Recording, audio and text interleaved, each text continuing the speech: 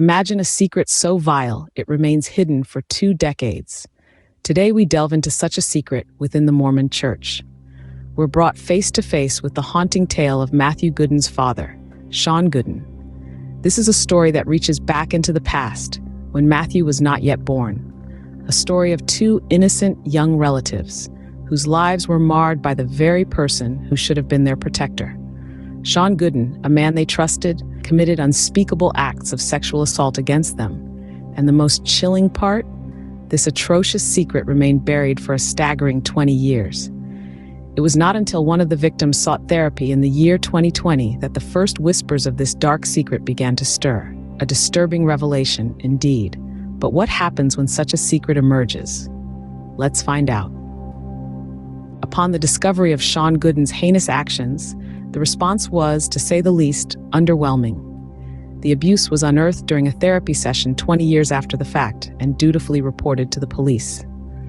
But when the news reached the church leader, Rhett Hinsey, silence ensued. There was no swift action, no immediate reporting. Instead, a shroud of inaction fell.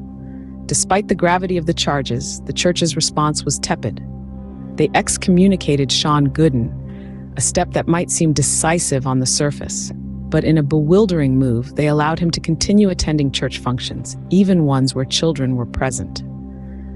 This decision, this inexplicable leniency, raises questions. Questions about the church's priorities, about its commitment to the safety and well-being of its members, especially its most vulnerable ones. One might wonder, is this an isolated incident? The answer, unfortunately, is no. This case is not an anomaly. Rather, it forms part of a disturbing pattern within the Mormon Church. Over the years, there have been several instances where the Church's response to serious allegations of abuse has been less than satisfactory. The Church's actions, or rather inaction, have often been criticized for prioritizing its reputation over the welfare of victims and their families. Take a moment and think about it. These are not isolated incidents.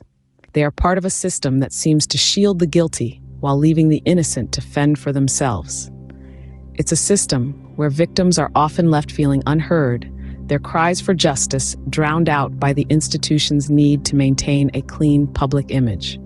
This pattern of cover-ups, this cycle of silence and suppression, raises serious questions about the Church's handling of such sensitive matters. Are these cover-ups an unfortunate byproduct of a system that values its reputation above all else? Or is there a more deep-seated issue at play, one that requires serious introspection and change from within the Church itself? So where does this leave us today? In the wake of these revelations, the legal consequences are taking shape. Sean Gooden, the man at the center of this distressing saga, has pleaded guilty to the charges laid against him. His punishment? A prison term that could extend up to 5 years. A measure of justice, one might say, but a grim reminder of the lasting harm inflicted upon the victims. In a twist that further underscores the need for accountability, Rhett Hinsey, the church leader who was privy to the abuse but failed to report it, now faces charges himself. His actions or lack thereof have not gone unnoticed by the legal system, and he now stands accused of failure to report the abuse. As we conclude, it's clear that this issue within the Mormon Church is far from resolved. It's a stark reminder that even within the most sacred institutions, vigilance and transparency are paramount.